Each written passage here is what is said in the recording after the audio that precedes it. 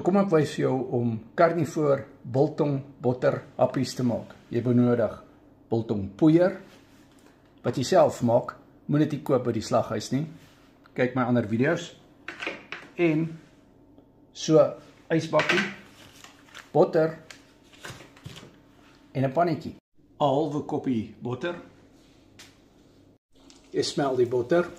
Jy kan dit ook verbruin. Die botter is gesmeld en ons gooi die biltong poeier by. Dis goed ingemeng. Hier's net pink Himalayan sout op hierdie biltong poeier. Of in die biltong poeier.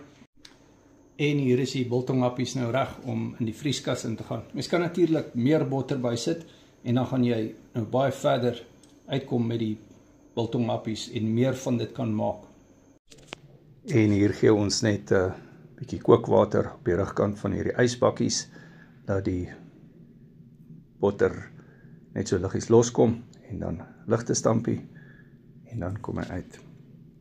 Biltong botterhappies gemaak.